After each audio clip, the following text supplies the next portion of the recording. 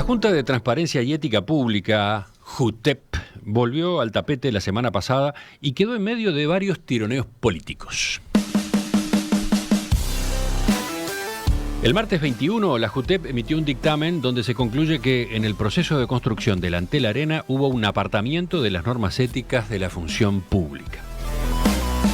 Luego de la difusión del informe, en el oficialismo redoblaron las críticas contra la forma en que los gobiernos del Frente Amplio llevaron a cabo el proyecto de ese estadio multipropósito. De hecho, a instancias del Partido Nacional, se le dará estado parlamentario al tema con la convocatoria, en régimen de comisión general, del presidente de Antel, Gabriel Gurméndez, y el ministro de Industria, Omar Paganini. Mientras tanto, el Frente Amplio quedó en una situación incómoda, ya que su representante en la JUTEP, Jorge Castro, firmó el dictamen. Pero horas después de conocerse el informe, Castro renunció al cargo. El Partido Comunista, sector al que pertenece, sostuvo que él cometió un grave error al haber firmado el dictamen, al haber desestimado la utilización política que el escrito iba a tener para la profundización de los ataques a las gestiones anteriores. De todos modos, la coalición de izquierdas cuestionó el propio dictamen de la JUTEP porque advirtió está únicamente basado en una auditoría que el directorio de Antel le había entregado. En medio de estos tironeos se escuchó la voz del expresidente de la JUTEP, Ricardo Gil Iribarne. Esto que acaba de ocurrir es un golpe casi definitivo a la JUTEP, sostuvo este hombre que tuvo, recuerdan, un alto perfil mientras dirigió el organismo entre febrero de 2017 y mayo del año pasado. En ese periodo la JUTEP emitió fallos que tuvieron un alto impacto político, por ejemplo con respecto a Raúl Sendí, que entonces vicepresidente de la República, o Agustín Bascú, que estaba al frente de la Intendencia de Soriano. Con el contador Ricardo Gil Iribarne vamos a conversar en los próximos minutos. Contador Gil Iribarne, buen día, gracias por visitarnos. Buen día, Emiliano, un gusto estar acá con ustedes. Yo cuando lo recibí recién ahí, cuando lo saludé, le dije, lo veo vestido de civil, completamente distinto en su aspecto al de las últimas entrevistas. Sí, muchos años de corbata que por suerte hace más de un año que descarté.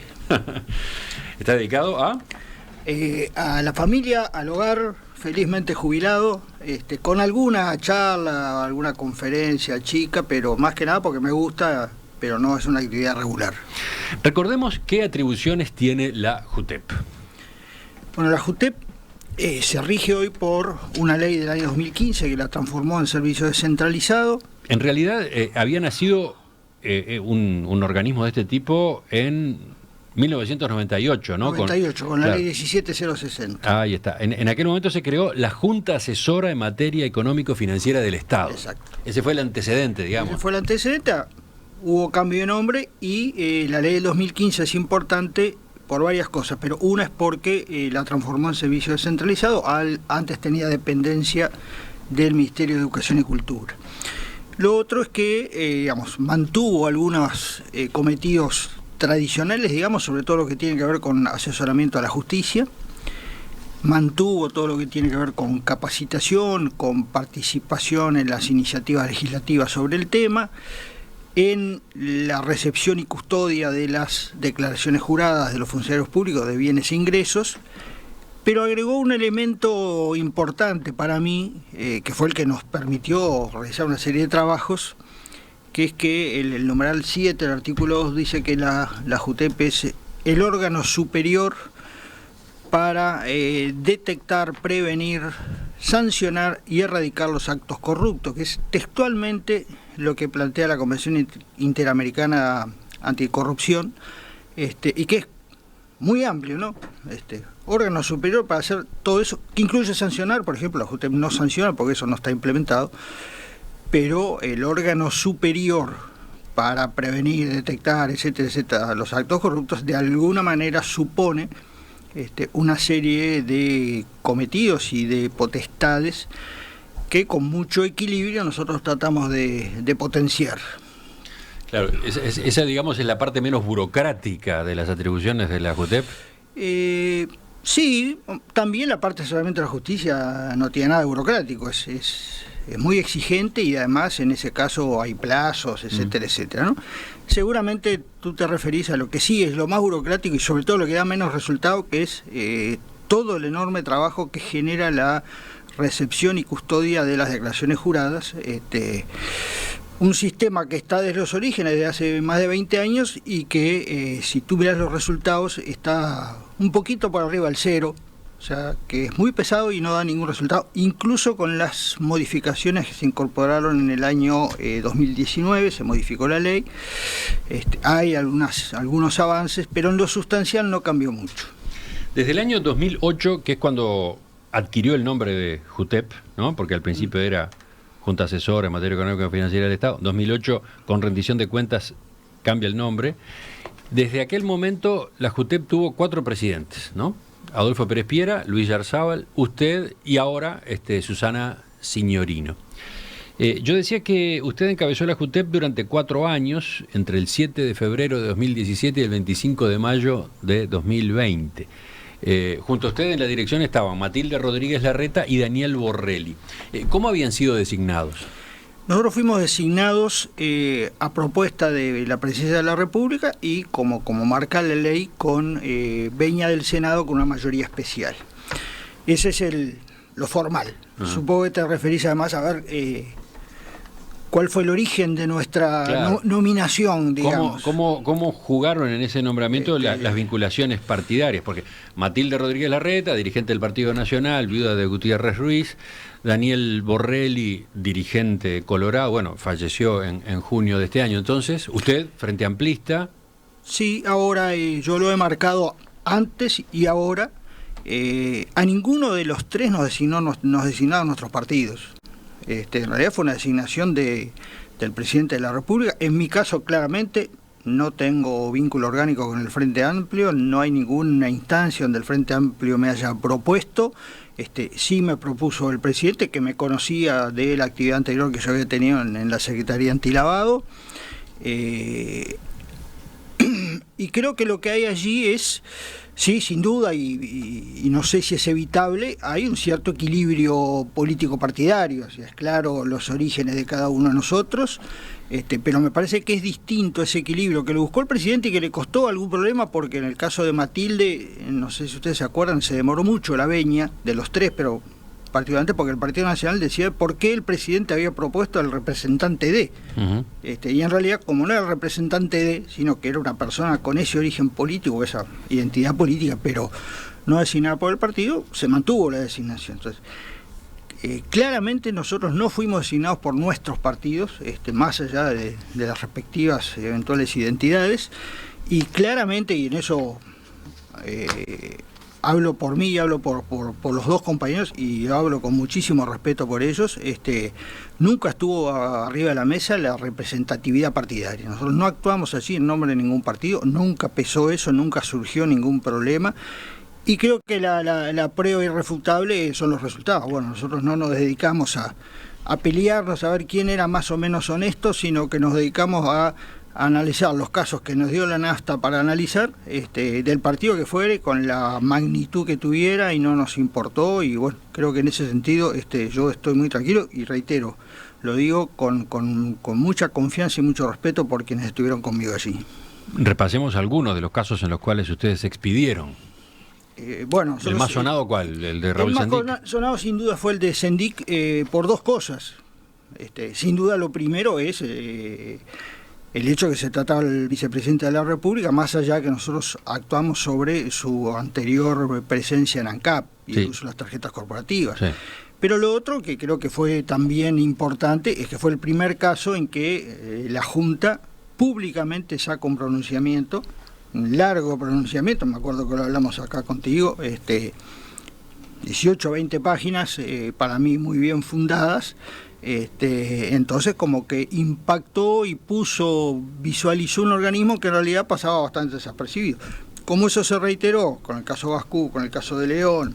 A ver, pasemos en limpio. El intendente de Soriano, Agustín Bascú. El tema era compra de nafta por parte de la Intendencia en estaciones que pertenecían a Bascú. Exacto.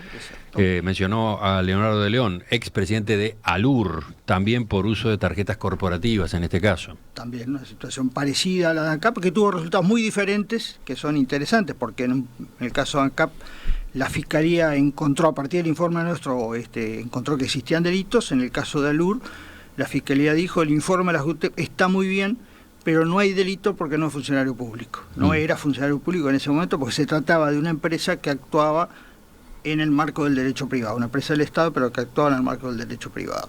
Que fue una resolución bien interesante.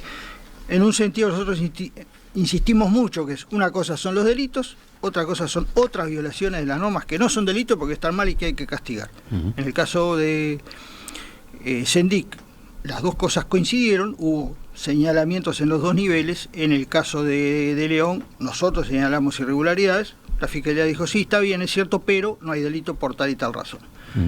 Otro ejemplo para agregar a la lista, el intendente de Artigas, Pablo Caram. Sí, esos fueron algunos de los casos del último periodo, el caso de Caram, el caso del intendente Moreira. En el medio hubo otro que yo siempre lo rescato, porque de ese nadie habló, que fue cuando nosotros señalamos la absoluta irregularidad de la partida remunerativa que se aprobaron los ediles de Maldonado, de la Junta Departamental de Maldonado, que había sido reiteradamente observada por el Tribunal de Cuentas, y nosotros lo ubicamos en otro plano, o sea, no nos pisamos con el Tribunal de Cuentas, y digo, nadie habló de eso porque estaban implicados todos los partidos. Entonces, como estaban todos implicados, silencio total. Ahí no hubo utilización político-partidaria, como sí hubo en los otros casos, y siempre hay. Ahí no lo hubo porque estaban todos los partidos implicados y se hicieron los distraídos. Vengamos ahora, contador Gil Iribarne, a los hechos de estos días, de la semana pasada concretamente. Usted fue lapidario con su juicio cuando lo consultaron en Montevideo Portal el viernes. Esto es un golpe casi definitivo a la JUTEP. Y cargó responsabilidades por ello tanto al gobierno como a la oposición. ¿Podemos desmenuzar cómo es su análisis de esto que ocurrió? Sí, cómo no. A ver, con respecto a esta última semana y al pronunciamiento sobre el caso Antel Arena, yo distingo dos planos y los dos me importan. En realidad, vamos a decir tres planos. El primero, que fue lo primero que yo mencioné el otro día en la prensa, enseguida que salió la resolución de la JUTEP que me consultaron, fue, yo no comparto esa resolución. Creo que es errónea, creo que está mal fundada, creo que se tomó un único insumo, que fue la auditoría externa, que es legítimo, está bien, es correcto tomarlo, pero hay otros insumos necesarios, imprescindibles, para entender la situación y poder catalogarla. El propio dictamen aclara que tomó como base ese material. Punto, y aclara algo más, que nadie lo menciona mucho. Dice, se tomó ese material sobre cuyas herramientas, si son suficientes o confiables, no nos podemos expedir. Entonces tomás un único insumo y además aclarás que no sabés si es confiable. Me parece que eso no es suficiente para una situación de estas características. Que lo digan los asesores es lo lógico. Me diste esto para estudiar, yo te contesto esto, yo no audito a la auditoría. Pero el organismo de control tiene que abarcar todo el universo, hasta donde lee las posibilidades, todo el universo de elementos, incluyendo uno fundamental, que si tú recordás todos esos casos que tú mencionaste anteriores, la estructura era parecida. Teníamos la denuncia, el cuestionario, las preguntas que le mandamos a los implicados, la respuesta de los implicados, y después todo, y otros insumos, y después todas las conclusiones. Ahora, para mí, ver un organismo de control que no le da la posibilidad a nadie de expresar su versión, me parece que no corresponde, me parece que debilita, o sea, a mí me le quita confianza al informe, a la resolución, y todo lo que dice a partir de ahí yo no lo tomo. Lo cual me genera el segundo paso. Bueno, pero hay un montón de cosas que llaman la atención. O sea, yo no me voy a olvidar, pese a que vamos a hablar de lo que el sistema político, no me olvido, que hay mucha plata por medio, que es plata en los uruguayos, y que habría que profundizar. al punto de ver, además, si no hay otras cosas. Por ejemplo, cuando se habla de compras directas, que habría que ver cómo se hicieron, no sé qué, a quiénes se les compró, quién está implicado, si hay amigos de... O sea, para usted el caso del Antel Arena merece efectivamente una investigación y un pronunciamiento de la JUTEP. Bueno, pero claramente a partir de ahora no hay vuelta, ahora hay que hacerlo en serio. La justicia la hará, pero la JUTEP en su plano, el de las normas que rigen la conducta de los funcionarios públicos, debería hacerlo en profundidad y en serio. No veo que este informe tenga esas características. Ahora, 2 días después que yo comento eso, que es mi crítica al informe, surge que un partido político le pide responsabilidades a un miembro del directorio, le dice que tendría que haber consultado, lo cual a mí me parece una barbaridad. Entonces, acá se refiere al Partido Comunista. Y al Frente Amplio, es decir, yo creo que el director o los directores de la JUTEP resolvieron lo que resolvieron en el marco de su libre saber y entender.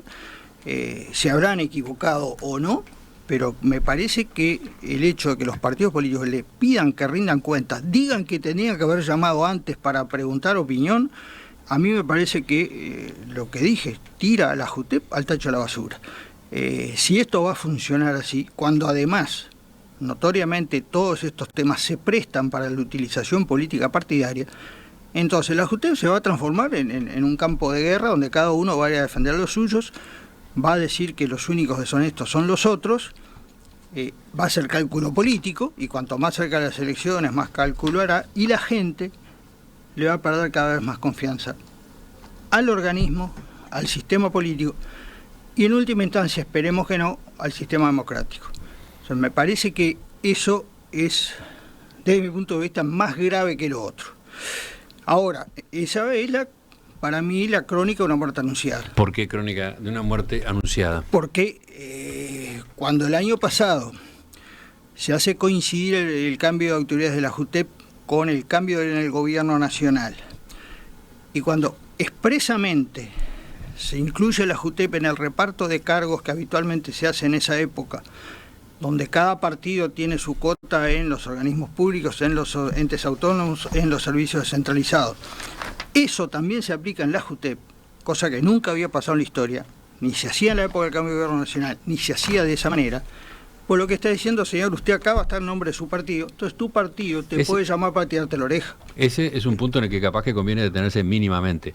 El momento de la renovación de las autoridades de la JUTEP y la forma cómo se resuelve la integración. Tanto en mi renuncia, mi nota de renuncia al Poder Ejecutivo, como en alguna entrevista que tuve en ese momento, marqué las dos cosas. Me acuerdo además que dije, ojalá me equivoque y que dentro de un año la JUTEP esté muy fuerte. Y lamentablemente no me equivoqué. Creo que esto es el resultado de eso. Entonces, repasemos. En las ocasiones anteriores, el cambio de autoridades de la JUTEP no había ocurrido en el cambio de gobierno. No, nosotros entramos en el año 2017. El gobierno había asumido en marzo de 2015. Exacto, ahí en ese momento habían cumplido su periodo de 5 años 2 de los directores anteriores, uno había estado más tiempo, en realidad había estado más de los 5 años, porque si bien hay una renovación cada 5 años, la ley dice que si no te nombran sustituto, vos seguís hasta que te lo nombran. Había habido un miembro que había seguido, pero claramente no coincidió con el cambio de gobierno nacional. Y por lo que te conté antes, nosotros no fuimos designados de esa manera. Yo no tuve nunca una reunión con el Frente Amplio, ni antes de ser designado, ni cuando estuve en el cargo. Y también queda dicho, de hecho, que estos nombramientos, en el caso suyo, no formaron parte de un paquete de designaciones con otros organismos. Y tanto es así que fue conflictivo, porque no por el doctor Borrelli o por mí, sino por Matilde, hubo algún cortocircuito, porque se decía por qué el Poder Ejecutivo o el presidente, por si antes iba a designar a alguien que representaría al Partido Nacional. En realidad lo hizo en ese esquema de que no hay un equilibrio. Puede discutirse si es lo mejor, pero creo que en este país hoy hay que avanzar, y acá se está retrocediendo. Sería mejor privilegiar el aspecto técnico de los miembros de la JUTEP, que es lo que dice la ley, tienen que tener tal perfil. Hace poco verifiqué una cosa que yo la sabía, pero no le había prestado atención. Cuando fue la venia nuestra al Senado, yo hice mi currículum, ¿no? Y como yo soy de escribir mucho, era un currículum largo, ¿no? Le puse todo para decir, bueno, yo quiero mostrar que por qué me proponen para esto, no es que estaba sin laburo y alguien me invitó. En las actas de cuando se aprobó, eso es reservado. Mi currículum no está a la vista del ciudadano. A mí me parece una barbaridad. Que el ciudadano no diga, mira, acá nombrado a este señor. ¿De dónde salió? ¿Qué hizo? ¿Por qué lo ponen ahí? ¿Se dedicaba a criar jazmines? ¿Qué hacía? Entonces yo me animo a defender mi currículum relativamente, no soy Gardel, pero me animo a defender por qué me meto en algunos temas. Ahora el ciudadano no tiene acceso a eso y es reservado. O sea, claro, si lo que hace bueno a alguien para un cargo está oculto, en realidad lo que predomina es, bueno, yo te puse ahí por cuota. Y capaz que no sabes nada del tema. Usted terminó renunciando, recordemos. Sí, yo renuncié. Mayo del año pasado. Exacto, en realidad hasta el 30 de abril fue que estuve en el cargo. Sí. Se había dado una situación en la que los dos compañeros de directorio habían dimitido con el cambio de gobierno. Sí, había renunciado primero el doctor Borrelli, que volvió a la Fiscalía de Gobierno, y después le propusieron a Matilde otro cargo en tema de derechos humanos, que obviamente es un tema que ella ha trabajado mucho. Yo quedé solo. Ya cuando se fue Matilde mandamos una nota a Presidencia diciendo que la preocupación, porque la ley decía que no se podía resolver nada, o sea, para que tomar cualquier resolución tenía que haber dos directores. Al quedar yo solo, la Junta quedaba sin posibilidad de resolver nada.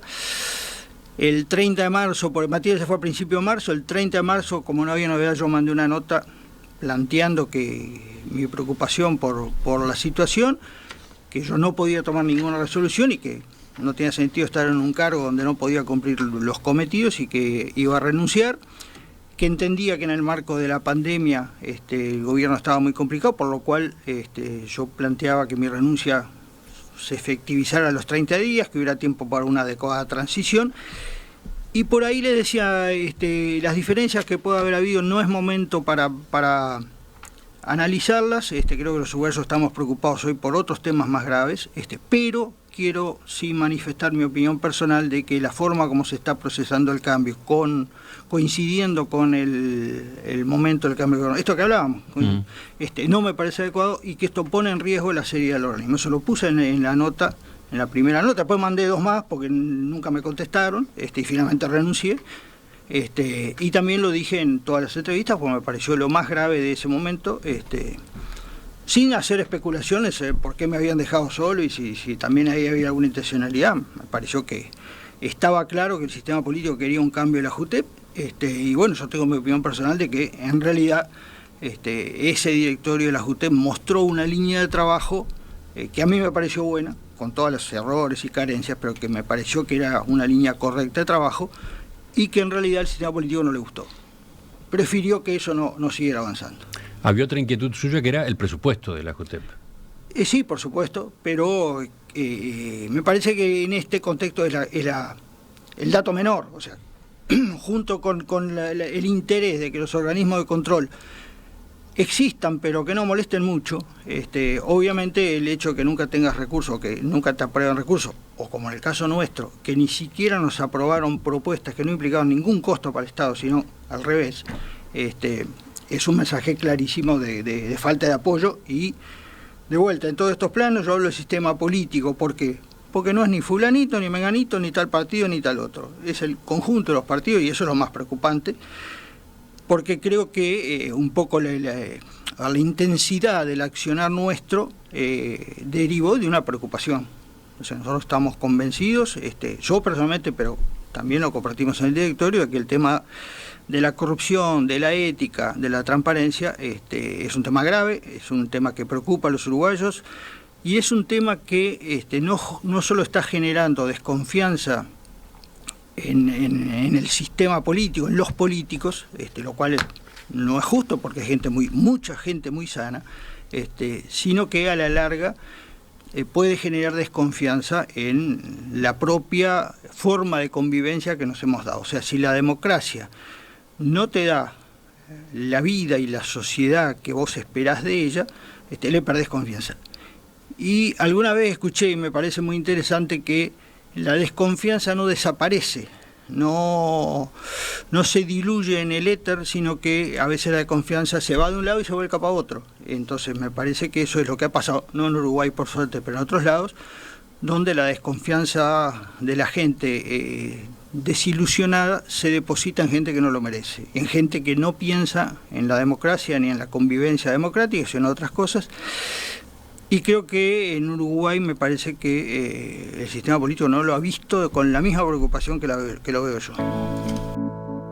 Enseguida retomamos la entrevista con el contador Ricardo Gil Iribarne, expresidente de la JUTEP, sobre todo para averiguar cómo entiende él que hay que actuar ahora, qué debería pasar con la JUTEP o qué futuro le espera a la JUTEP si las cosas siguen así. La Junta de Transparencia y Ética Pública volvió al tapete la semana pasada cuando emitió un dictamen donde se concluye que hubo un apartamiento de las normas éticas de la función pública en la construcción del Antel Arena. Pero ese escrito, a su vez, generó una polémica política de varias dimensiones. Y el expresidente de la JUTEP, Ricardo Gil Iribarne, entiende que lo que acaba de ocurrir es un golpe casi definitivo a ese organismo. ¿Por qué? ¿En qué estado se encuentra? ¿Qué debería pasar con la JUTEP en el futuro? De eso estamos conversando con Ricardo Gil Iribarne, contador público, licenciado en Administración, que fue titular de la Secretaría Nacional para la Lucha contra el Lavado de Activos y Financiamiento del Terrorismo entre 2005 y 2010. Y en la JUTEP estuvo entre febrero de 2017 y mayo de 2020. Contador Gil Iribarne, preguntaba a un oyente hace un rato, creo que la respuesta ya la dio, pero no viene mal para el reenganche. Si existe el Poder Judicial, ¿por qué tiene que haber una JUTEP? Quiere saber Mónica. Me gustó la pregunta. En realidad, la normativa legal uruguaya prevé delitos. Código Penal, corrupción, ninguno se llama corrupción, pero es el capítulo, cohecho, peculado, etcétera, etcétera. Eso lo resuelve la justicia. La JUTEP nunca se debe ni puede meterse en eso, salvo asesorar a la justicia cuando la justicia se lo pide. Está previsto eso. Está previsto, y asesorar no es decir hay o cual tal delito, y bueno, acá se comprobó esto. Lo hicimos en varios casos. Pero hay otras normas que no son el Código Penal que dicen que yo, funcionario público, tengo ciertas obligaciones o ciertas prohibiciones, que ahora está bastante unificado en una ley del 2019 que es la ley 19.823. Ahí dice, el funcionario público se llama Código de Ética, la ley. Anteriormente había un decreto que se llamaba Normas de Conducta de los Funcionarios Públicos. Establece principios, obligaciones y prohibiciones. Y dice, bueno, si no se cumple con esto es una falta administrativa, no es un delito, es una falta administrativa. Y la sanción administrativa no puede obviarse porque haya un proceso penal. Dice, son dos planos distintos. Está la parte penal, la parte administrativa y la parte civil. Entonces, bueno, alguien tiene que evaluar si se violaron estas normas, que no son delitos, alguien tiene que sancionar. La JUTEP asumió la función de evaluar en algunos casos. En general no ha habido sanciones. Siempre el verso es, no, se dirime la justicia. La ley que que el Parlamento anterior aprobó y muchos de cuyos miembros están hoy en el Parlamento o en el Ejecutivo, dice expresamente que la vía penal no excluye la vía administrativa. Sin embargo, no ha habido sanciones. ¿No? Otro subrayado, ¿no? Vale Otro subrayado, pero la separación es clara. Y el ejemplo que yo ponía de los casos Sendic y Delon es clarísimo. En el caso Sendic, nosotros dijimos acá se violaron todas estas normas, el fiscal dijo, además hay delito. En el caso de Delon, nosotros dijimos se violaron todas estas normas, el fiscal dijo, es cierto, pero no hay delito porque no es funcionario público. Ya que estamos hablando de la justicia, otra comparación. ¿La JUTEP puede actuar de oficio o ante denuncia, no? Sí, no hay ninguna limitación en ese sentido. Como te mencionaba, el numeral 7, el artículo 2 de la ley 19.340, que establece los cometidos, dice que es el órgano superior. Bueno, si el órgano superior no puede actuar de oficio, entonces estamos jugando al solitario con Trump. Lo marco porque el actual directorio decidió no actuar más de oficio, alegando falta de recursos, salvo que exista una flagrante falta ética o de transparencia, ¿no? Eso es lo que se ha señalado. Yo opino distinto, pero obviamente el directorio tiene toda la potestad de resolver lo que entienda correcto. Nosotros actuamos de otra manera porque, ¿qué pasa? Cuando vos tenés pocos recursos y mucha cosa para hacer, obviamente tenés que fijar prioridades. Si decís que vas a hacer todo y todo bien, es mentira. Entonces, bueno, voy a hacer esto, y eso implica no hacer esto otro, justamente porque tenés que fijar prioridades. A eso digo, ustedes no tomaron todos los casos que había. No tomamos todos los casos, pero dijimos, en este momento del Uruguay, en este momento del tema corrupción en América Latina, con el caso Lavallato, con el caso tal, con toda esa situación de la región prendida a fuego por el tema de corrupción, nosotros tenemos que dar un mensaje fuerte en el sentido de analizar casos. ¿Por qué? Porque a la JUTEP, el nombre popular era Junta Anticorrupción, ¿no? Entonces, en Uruguay la Junta Anticorrupción no habla cuando salta lo de las tarjetas corporativas, no habla cuando salta lo de las estaciones de servicio en Soriano. La JUTEP está pintada si no habla. Entonces dijimos, no, tenemos que hablar para que además la gente vea dos cosas. Primero, que hay gente que hace las cosas mal y que tiene algún tipo de castigo, aunque sea la sanción moral de quedar escrachado, y que hay gente que hace las cosas bien. Porque si no hacemos nada, en la bolsa quedan todos los funcionarios públicos son corruptos, todos los políticos son corruptos, lo cual es falso. Y además nos olvidamos lo otro, además de los funcionarios públicos y los políticos, hay muchos actores del sector privado que son los que promueven la corrupción, y creo que en el caso brasileño quedó clarísimo que la principal empresa del país era la que coimeaba en 11 países, en 3 continentes, que se compró una islita para poner un banco donde canalizaban las coimas, etc. Entonces, tenés que reconocer que ese problema es un problema grave en este momento. Entonces decir, bueno, ¿vamos a hacer todo o no? Vamos a empezar por ahí. ¿Nos comimos casos? Seguramente sí. Simplemente lo discutíamos en la mesa con los directores y bueno, el caso de Sendic fue clarísimo. No podemos quedarnos callados con esto. Y ahí empezamos con distintos casos. Hubo gente que dijo, tenía que haber analizado este otro, capaz que tenía razón. Pero, a ver, ahí lo que tenés es la responsabilidad política, no partidaria, sino política en el buen sentido, de vos definir, bueno, yo defino que voy a hacer esto y esto no por tales fundamentos. Te podés equivocar. ¿Y de qué manera examinaban un caso? También, algo ya quedó dicho, ¿qué tipo de antecedentes utilizaban? Bueno, ahí normalmente lo que hacíamos era recibir el caso, iba al director y el director normalmente lo derivaba a las asesoras jurídicas, que son las mismas, las dos mismas abogadas en comisión que están al día de hoy. Antes hubo otro, pero en los últimos tiempos fueron ellas dos. Ellas hacían un informe y después ese informe lo masticaba, lo discutía con ellas y lo discutía el directorio y definía pasos a seguir. Entonces, tal vez tú te acuerdas, porque me acuerdo que tú me lo planteaste en alguna entrevista, en el caso ANCAP, para volver al caso original. Hice un pedido de informe a ANCAP, tiró la pelota al gol, tiró la pelota al gol de una manera descarada. Segundo pedido de informe, achicándole las rendijas para que no se escaparan. Volvieron a bandillar. Tercer pedido de informe, como que los apretamos de tal manera que no tuvieron más remedio que contestar, por ejemplo, por qué aceptaban que como respaldo de los gastos el resumen de la tarjeta de crédito y no los comprobantes del gasto, a ver en qué había gastado el fulano. Entonces, esa línea de trabajo de profundizar, de llamar a los implicados o mandarles un cuestionario, o pedirles que vinieran o hablar con sus abogados, porque en la mayoría de los casos o hablamos con ellos o hablamos con los abogados, eso lo manejábamos nosotros y para nosotros las garantías en ese sentido eran muy importantes.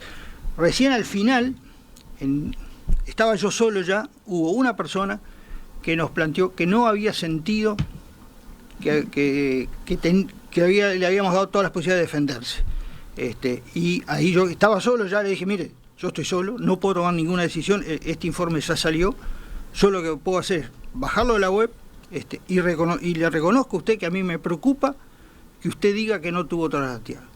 La justicia tiene que hacer todo lo posible para reabrir esto con su descargo. Sí. Yo entendía que estaba bien hecho, pero me alcanza con el que alguien me diga que no se sintió con toda la garantía para decir, señor, empezamos vuelta. No tengo ningún problema. ¿Y qué equipo técnico tenía en ese periodo de la JUTEP? ¿Cómo hacían esa tarea que, como acaba de describir, era exhaustiva? Sí, en realidad el equipo técnico que te lo mencionaba, eran 2 abogadas, jóvenes, que estaban en comisión, no son de la JUTEP, por lo cual en cualquier momento se van, como se fue. Entonces el equipo era el mismo que el de hoy, los recursos humanos eran los mismos que hoy. Para esta tarea, para esto sí.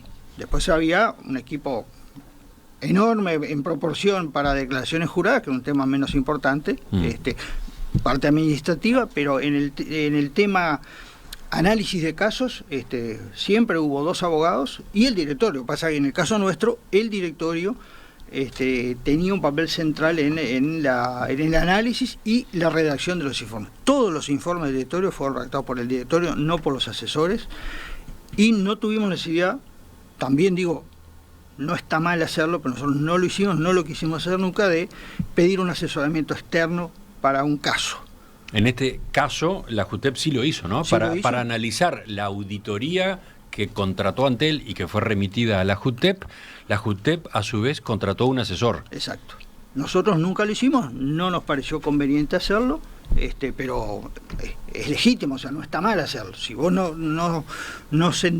si sentís que un asesor te aporta valor, te aporta elementos de análisis, te aporta conocimiento, está bien hacerlo. Nosotros sentimos que teníamos la posibilidad de hacerlo nosotros con las 2 asesoras y lo hicimos así. Pero entonces, si las limitaciones eran las mismas antes que ahora, en cuanto a la estructura, en cuanto al equipo de la JUTEP, ¿por qué los comportamientos tienen estas diferencias?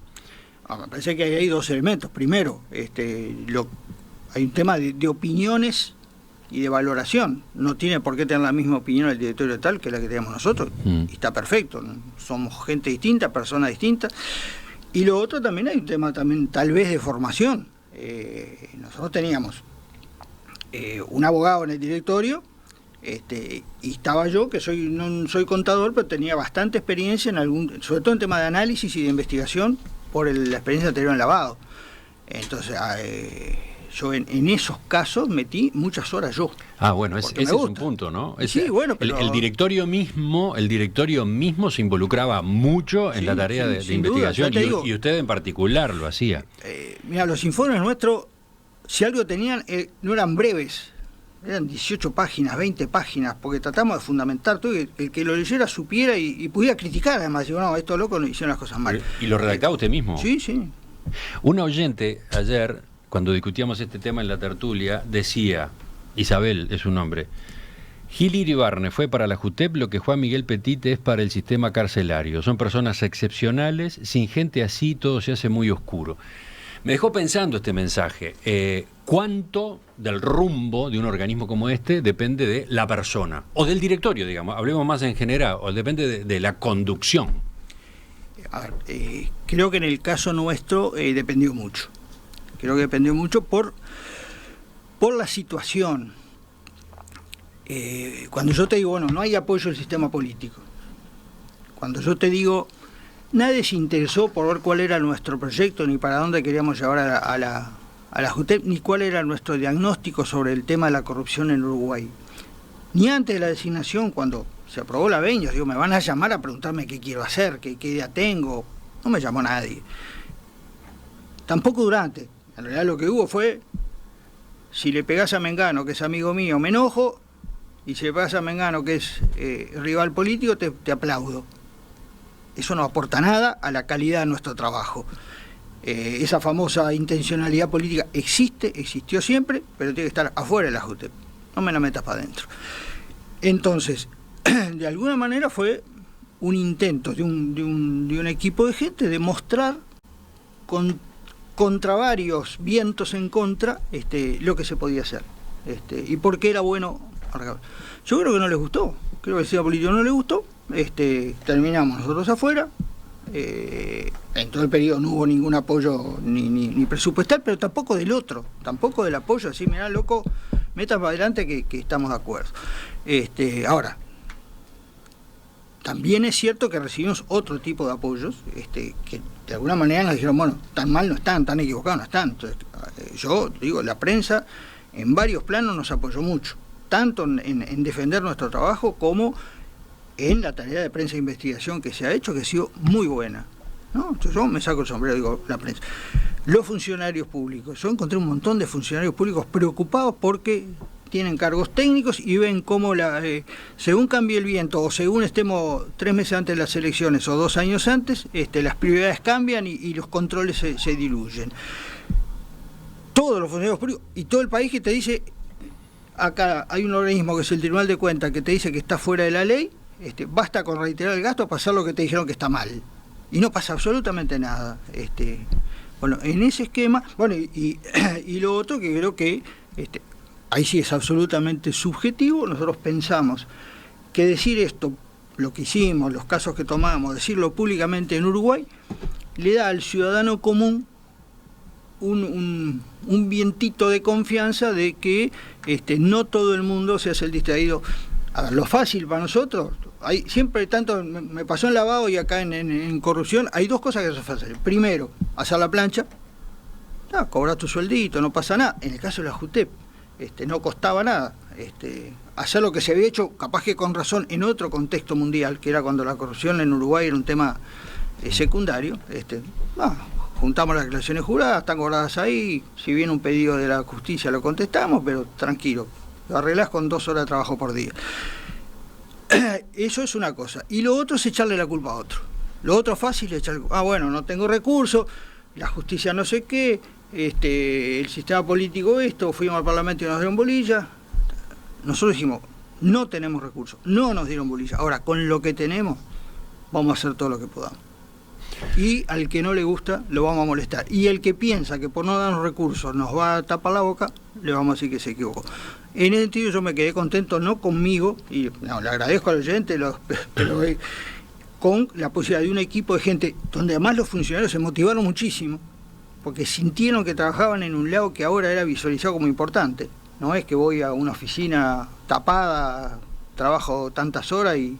No, sintieron que estaban cumpliendo un rol muy grande, poco, pero se motivan normalmente, y hay funcionarios, los que yo conozco, porque alguna vez me lo dijeron, o porque es público, que tienen tal o cual identidad partidaria, todo el mundo metió para adelante, y la identidad partidaria no molestó para nada. Al revés, yo digo, fulano, tal partido es excelente, yo lo quiero siempre en mi cuadro, también, ya digo, la famosa intencionalidad política ahí que ahora se le reclama a uno de los directores, digo, es una barbaridad decirle a un director de la JUTEP, usted tenía que haber tenido en cuenta la intencionalidad política.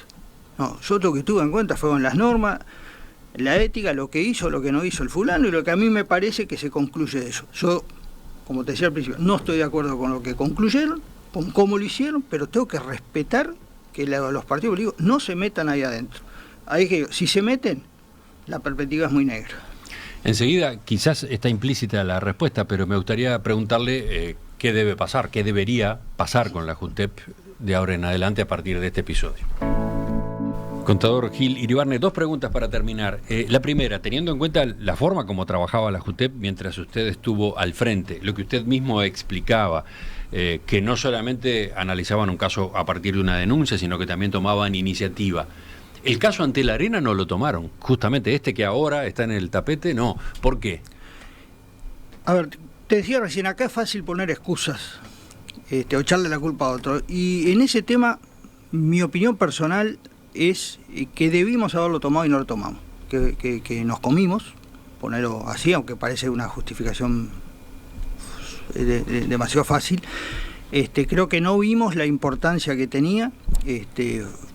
Hay un motivo, en realidad hay 2 zonas que la JUTEP no iba a tomar nunca, que es la mala administración.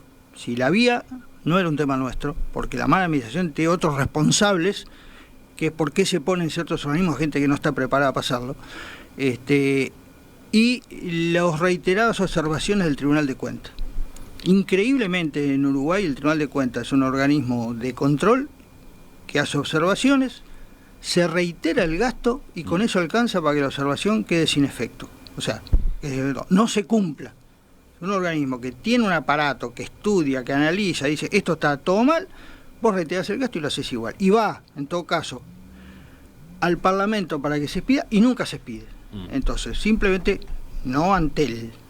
Todos los organismos hacen eso. ¿Y entonces, el único enojo no tiene observaciones es la JUTEP. ¿Y cómo jugaba ese factor en este caso? Y en el sentido que para nosotros reiterar, o nosotros no nos podíamos pisar con el Tribunal de Cuentas, son organismos que tienen los distintos. El Tribunal de Cuentas lo había observado, bien observado estaba, y nosotros no podíamos reiterarlo ahí. Creo que hay una zona, que es donde yo veo que debimos haber actuado, que tiene que ver con las compras, las licitaciones, la forma de acceder, etcétera, etcétera, que está también dentro de nuestros cometidos, que podíamos haberlo hecho y no lo hicimos, nadie lo planteó, pero yo personalmente hablo por mí, no sé los otros directores, yo realmente no me di cuenta de la importancia que puede tener. Por los montos, creo que debimos hacerlo y no lo hicimos, y eso es un error que yo asumo.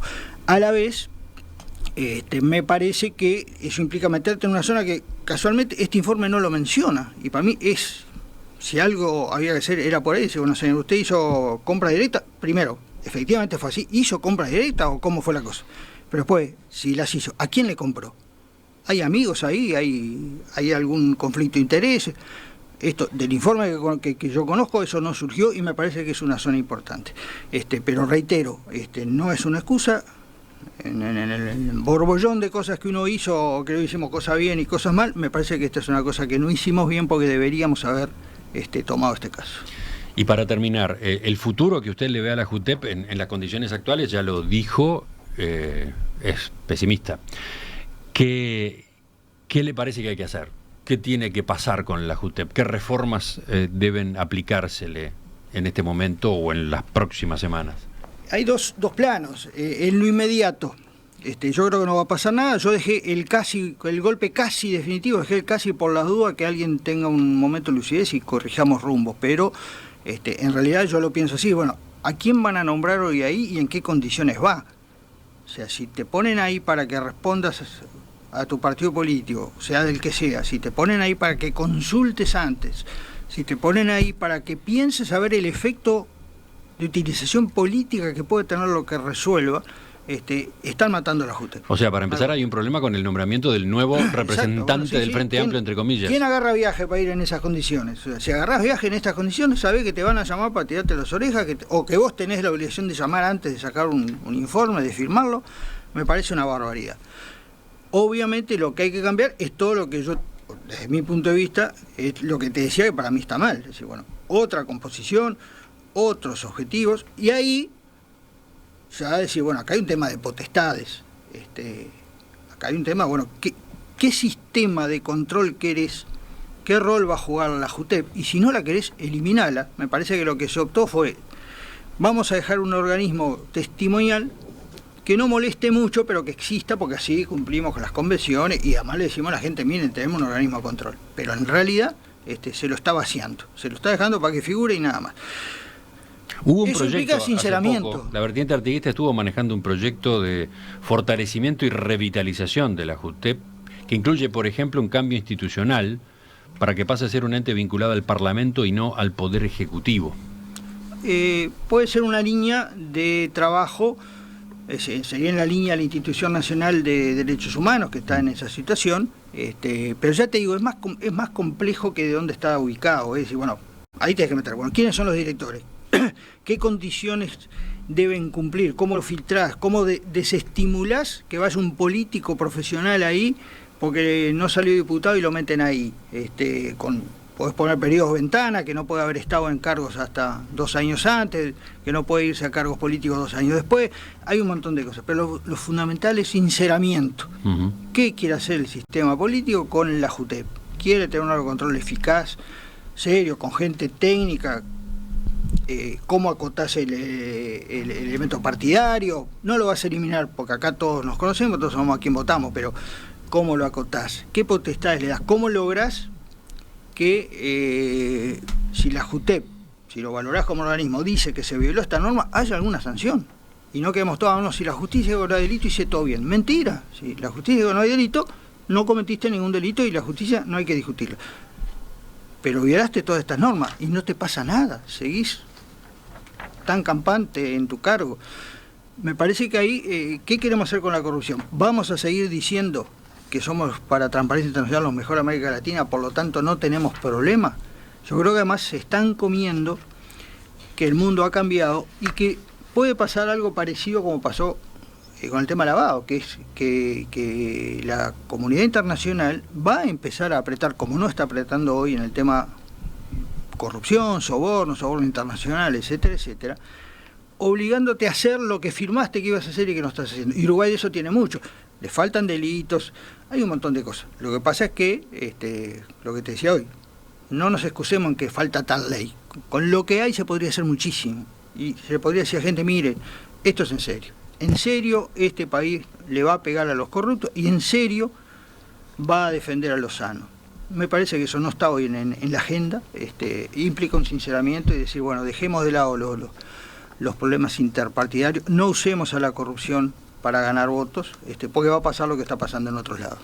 Contador Ricardo Gil Iribarne, expresidente de la JUTEP, antes titular de la Secretaría Nacional para la Lucha contra el Lavado de Activos y Financiamiento del Terrorismo, le agradezco que nos haya visitado esta mañana. Volvemos a conversar en cualquier momento. Un gusto, no sé si volvemos a conversar, yo estoy jubilado. Vamos a ver cómo sigue estos este días tema. otro salto a los medios, pero espero seguir tranquilo. Hasta la próxima. Bueno, un gusto.